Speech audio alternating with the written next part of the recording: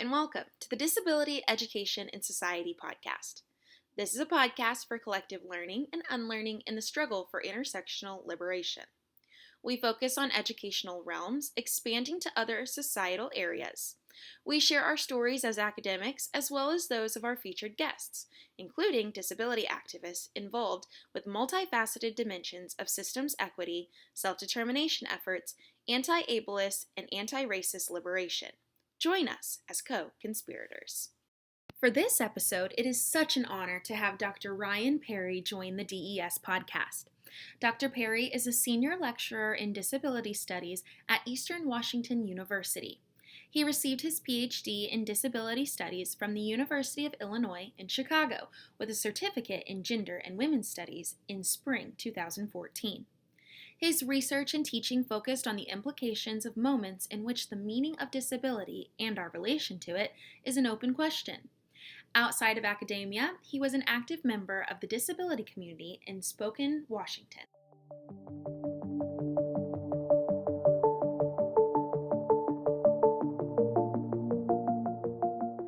You were talking about how you came to disability studies.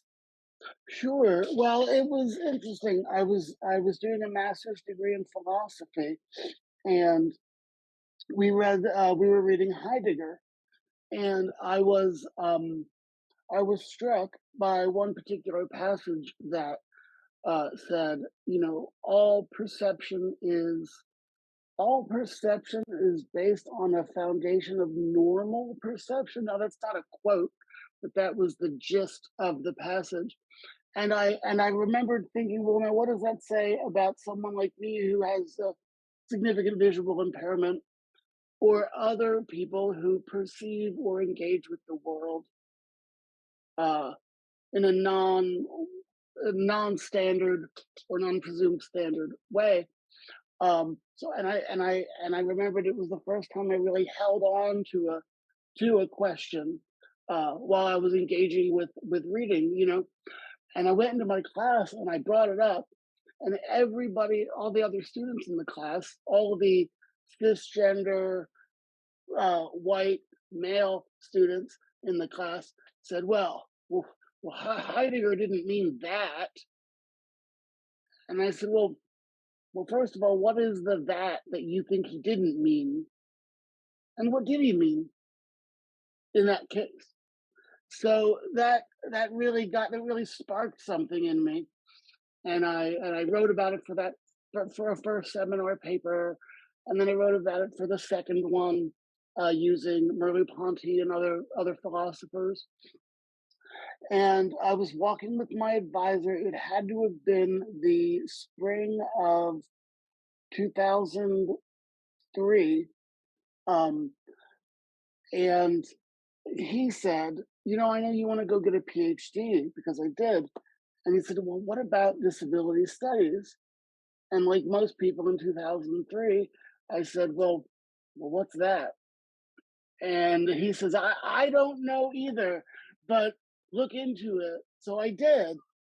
And I found the PhD program in disability studies at University of Illinois, Chicago. And I took a year to do something else, but I applied to that, got into that, and went there. And I realized that a whole discipline were asking these kinds of questions that had, kept me up that one spring night. And obviously I've found, friends and colleagues like the two of you, um, who don't say, oh, well, your your questions are irrelevant. You're like, no, your questions are interesting, and we want to wonder that as well. So I've that's how I that's the long story for how I got into disability studies. And now I'm sorry, now I am a the program director and the senior lecturer in disability studies at Eastern Washington University in Spokane, Washington. Excellent. Well, we're really honored to have you with us, Ryan. I think uh, it's a conversation the conversation today we are going to have is really valuable um, for all sorts of audiences, people who are interested in philosophy for sure, but I hope that also in a more practical sense for people who are into many other fields, teaching um, at any level from preschool to doctoral students, doctoral professors, and also fields like health or some of the more uh, practical fields connected to even things like human resources and all the things that make um, corporations and enterprises run their their course. And I think that we are, again, as Alexis mentioned, so honored to have you here in our Disability Education and Society podcast. And we love the introduction of you and disability studies. And we have a set of questions we want to ask you. But before we do, if you wouldn't mind just sharing with us a little bit about how you conceptualize the term ableism and disability studies. I think that will help folks just to kind of ground themselves into this conversation. Sure. Well, again, I wanted to say thank you both for having me today. I'm really pleased and honored to be a part of things, and I can't wait to become a regular listener and viewer of the podcast. I'm excited. Doing good work. Um, okay, so I've been. It's interesting, right? Because I think ableism is um it still feels new, right? I I I I know obviously, we in disability studies and in disability and communities, we've sort of known about this forever. Um, but it's been extremely interesting to me to see it appear in more mainstream non-academic circles, which it does these days. It's recognizable. Um, And so the way I'm framing it in this essay that I've written about ableism as atmosphere is, yes, ableism is um like like like everybody says, it is the um unspoken uncritically thought biases and prejudices uh that simultaneously favor a non-disabled body mind and disfavor the some anything that falls outside that narrow ring. Mhm. Um, but and rather perhaps but and um, I'm particularly interested in, well, how does it feel? And when we how does it what is ableism when we can't point to it concretely and say that right there, that that practice or action is ableist. But when instead we feel it, we sense it, and in turn it is how all of us make sense of the world around us, of whatever we're doing. You know, for example, in the classroom, certainly we could say, well, no, this practice is ableist. Yes, that's true. But more than that, how does the learning environment happen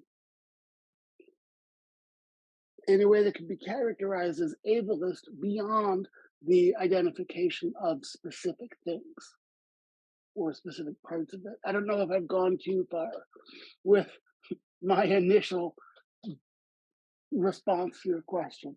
Well, I'd like to dwell on something you just said, Ryan, as a way to introduce my next question. Mhm. Um, I think there is something very relational in this idea that ableism at the same time favors the non-disabled world, Right. and this favors the world of the disabled. Um, so even if people are not thinking about this, they are relating, right, to Yes. disability in ableism itself, um, in sort of a mutual interconnection there. That's very interesting, and you emphasized the idea of feeling. Um, One of the elements that motivated me to invite you to converse with us about this podcast is this idea of relational ontology, especially in terms of how in Latin America we conceptualize it as senti pensante. And I want to explain for the audience that the word senti pensante comes from two words, two verbs in Spanish. The word verb sentir, which is to think, sorry, to feel, and pensar, which is to think. Uh, Sentir y pensar, sensing and thinking. Uh, and I think it's interesting that the word in Spanish, sentipensante, privileges the feeling, the sensing before the thinking.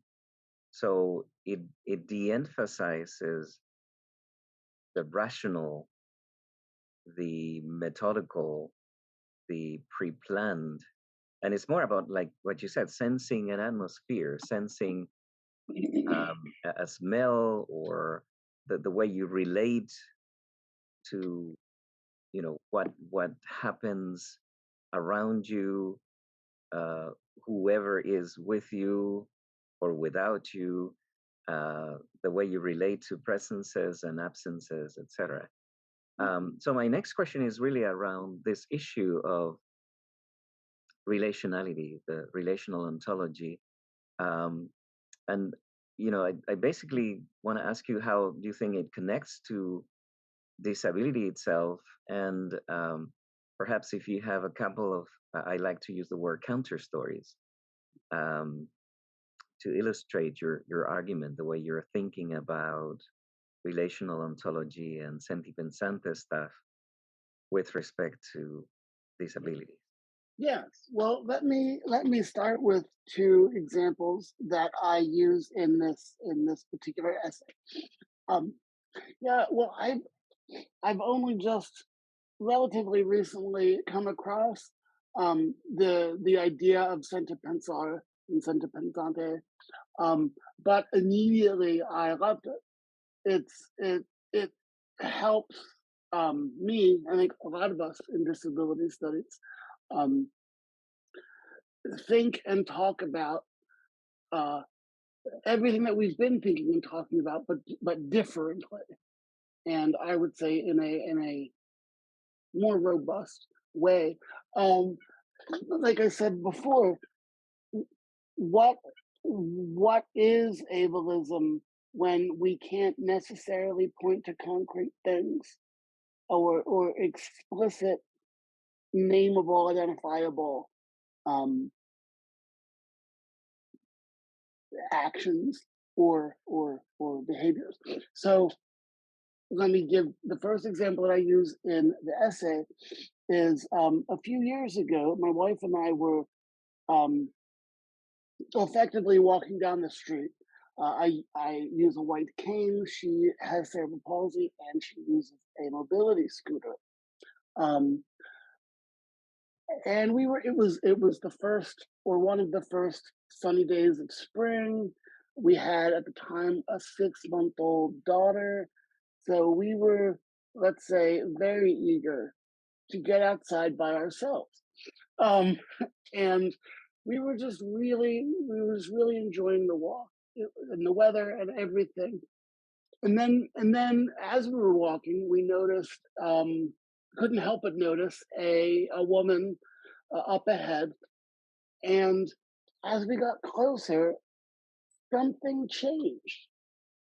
And we've talked about it since.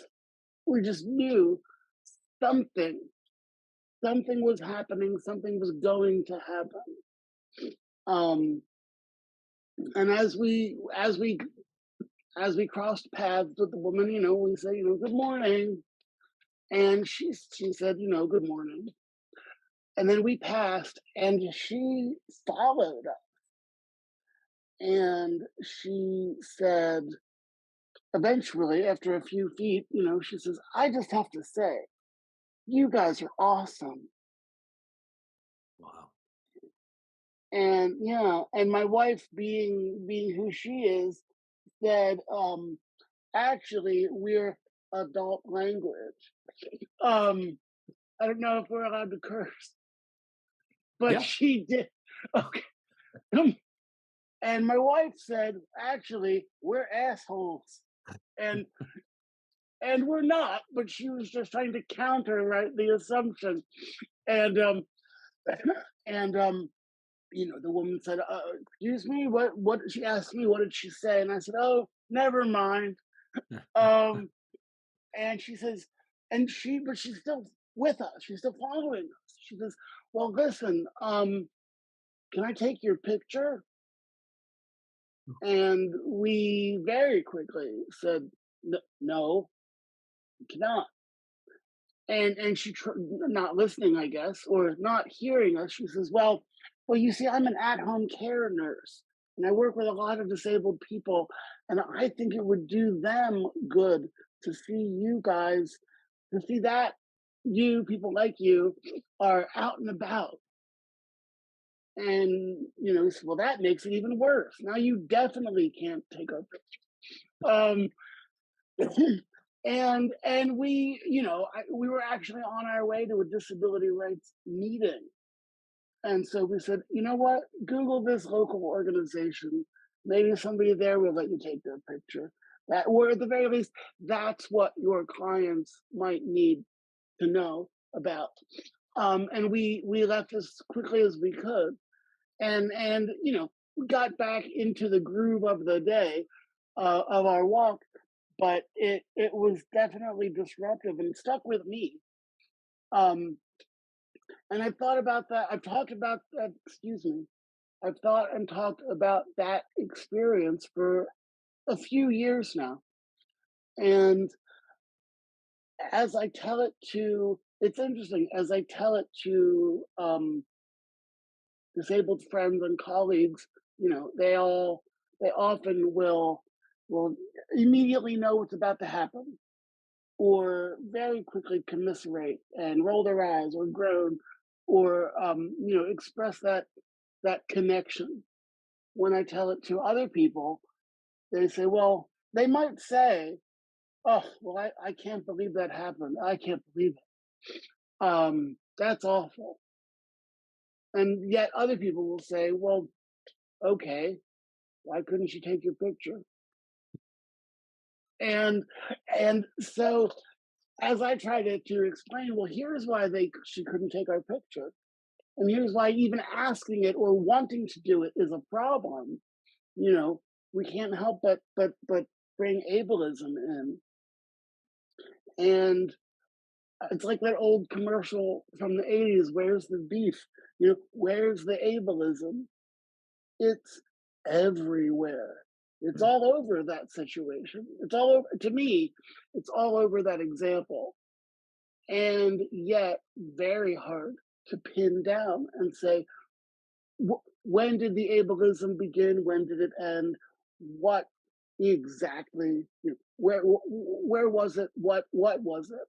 It was the whole thing. It was the whole situation, and it began, if that even matters, as soon as we felt it. Probably before it, because as I'm telling it now, I'm thinking, well, clearly it wasn't just when we felt it. It was when she felt, there's two disabled people. Oh, I wonder if I could take their picture. Oh, this will be great. Right? I don't know. I can never know if that is what she thought or felt, but it seems reasonable. It and more importantly, it makes sense. I don't does that make sense to you too? Hi there. While we intend to make our podcast as accessible as possible, we ask those that have the financial means to support us by subscribing as a patron to our podcast for as little as $5 a month. To subscribe, go to our website, disabilityed.podbean.com. By subscribing as a patron, you will help ensure that we can continue to create and share new episodes while supporting other co conspirators who face financial and health difficulties. For those with financial difficulties, please connect with us about obtaining a free copy of our books and or engaging in additional conversations with us. You can also support this show by hitting the follow button. Share this podcast with among your network and leave us a comment and positive rating. Your support means so much. Yeah, that definitely. I mean, it's very interesting what you say, Ryan, about the whole experience being ableism, um, because it makes it much harder to pinpoint and much harder to define. Um, but also emphasizes the relationality of the whole thing. It's um, perhaps the fact that it was spring, the fact that it was a sunny day, all of that could probably come into the mixture, and you would say that there is nothing ableist about that. But the disruption of a family's um, strolling, even Mhm. those kinds of basic rights, if you know what I mean, it's almost like a human rights kind of thing, that it's supposed to be in some ways even sacred. Right. But for people with disabilities, just because they're visibly disabled, it becomes a target, right? A relational target for these kinds of um, these kinds of things. Um, It's it certainly can, and what um as you were talking, I couldn't help but think, well, then what's isn't a target a target? What's a relational target? mm, And and I think that's exactly. I mean, the answer is requires thinking and feeling, feeling and thinking, senti pensare, to make sense of, because it's going to shift and change and unfold or accrue depending on all sorts of conditions. Uh, Ryan, I'm wondering if you go back to this notion that you shared as you shared this with your friends, and you mentioned those with disabilities immediately mhm, connected, those without disabilities kind of were in different kind of camps, if you will. mhm. How have your like you mentioned this occurred a few years ago, how like this idea of sentipency, how has that maybe changed in this time that you've written about it, you reflected on it, you discussed it with your friends, like how do you feel that has changed or shifted over this period of time? For me, Yeah, for you, and and oh, and, and perhaps you're like in conversation again, because as you reflect on it, as you share it, like and you have again folks who are coming in at from different experiences. So I was mhm, wondering about that, just for our yeah. audience to kind of see if they could grasp that idea. Mhm. I think originally, my the way I told the story, the way that I related to the events of the counter story, um, were about the more tangible, and then she followed us. The can I take your picture? Or I think it'll be good uh, for my clients to see that people like you are out and about. Um, and And as my attention, as my emphasis in the recalling, relating, and telling of the story, um, especially within or across different groups, because I tell it in my classes all the time. Um, I became much more interested in, as I said earlier, in the how does the story foreground multiple competing feelings, senses of the world, of disability, of non-disability, able-bodiedness, if you want, um, and and then how do we feel and think what happened, and and what slash how it is remembered to this day.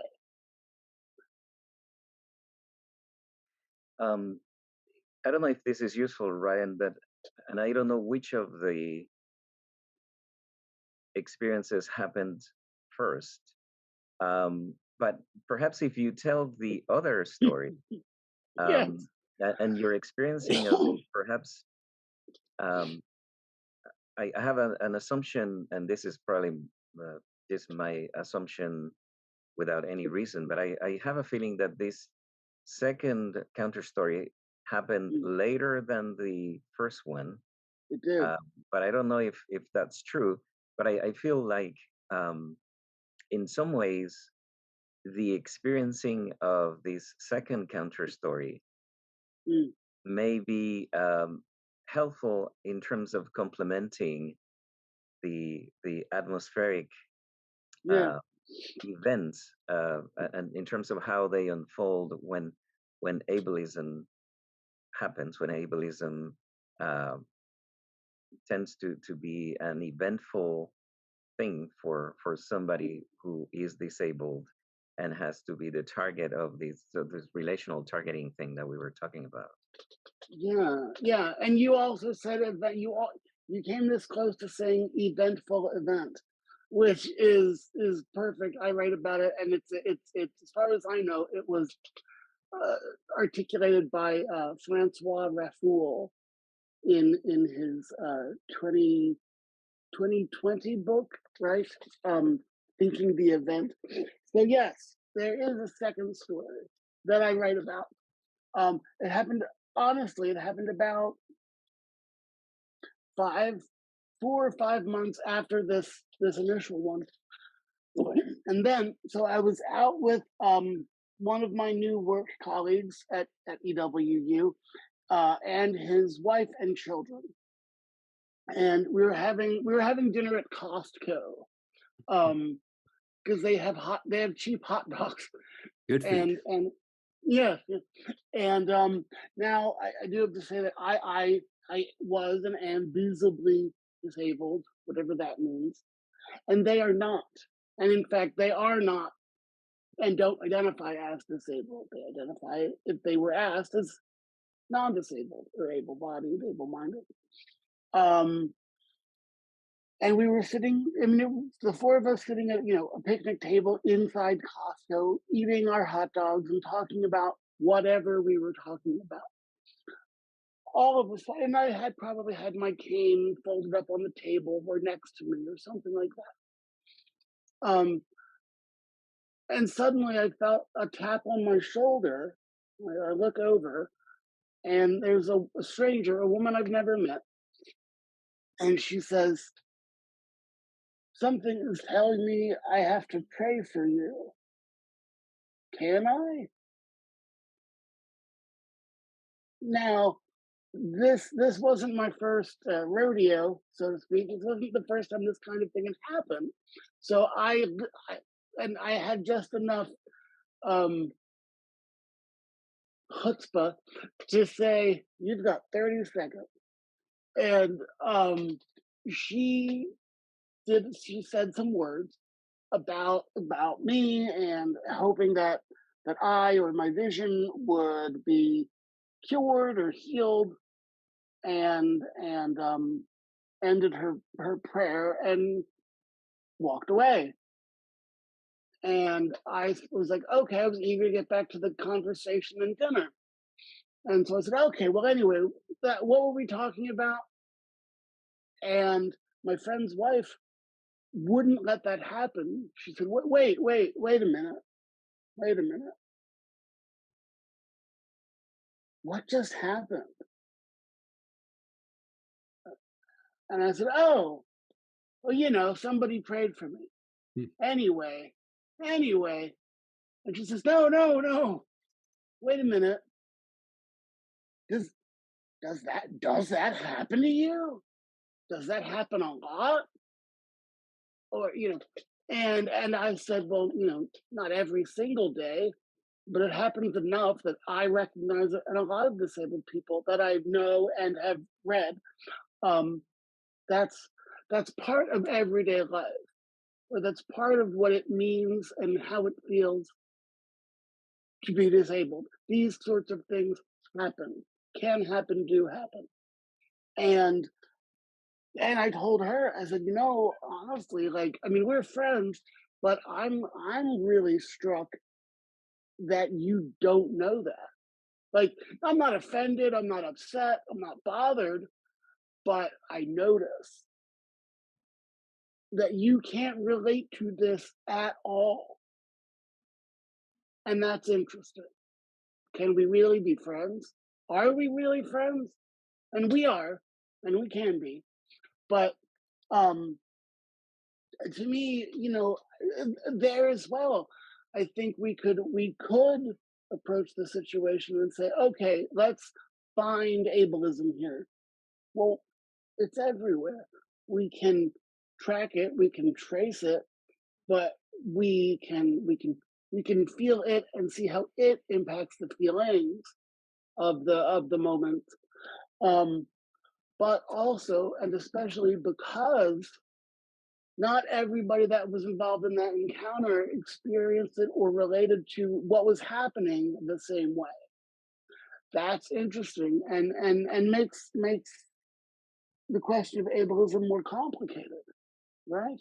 Because if it's something that if it is a matter of relation and relational ontology, which it is, how does it matter that it is related to so differently, not just not just in unspoken, excuse me, on everyday moments where we're not thinking about it or feeling about it, but as well as within moments when we are thinking about it and feeling it.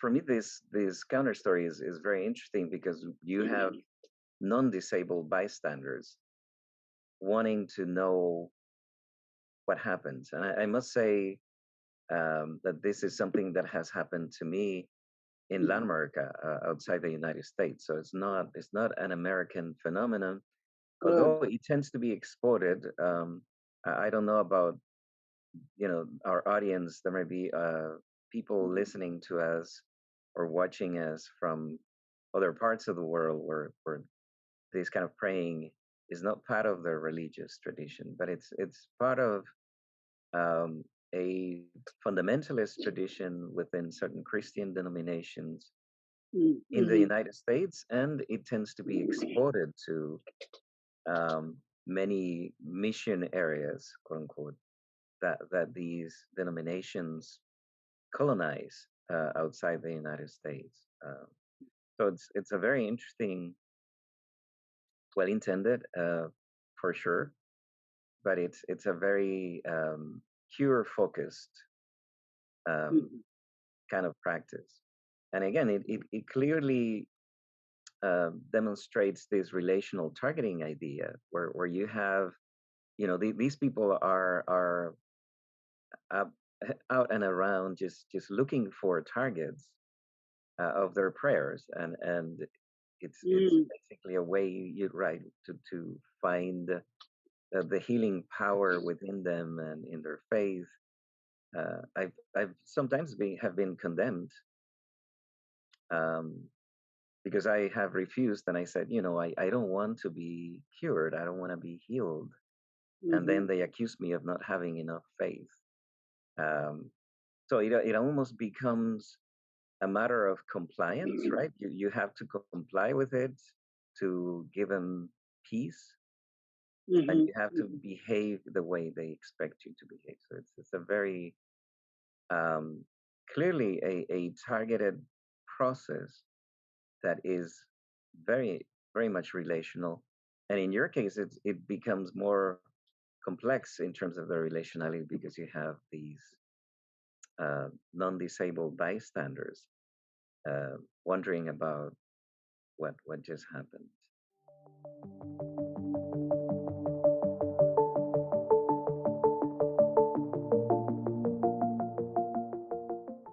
Join us on our next episode as we continue the conversation with Dr. Parrey.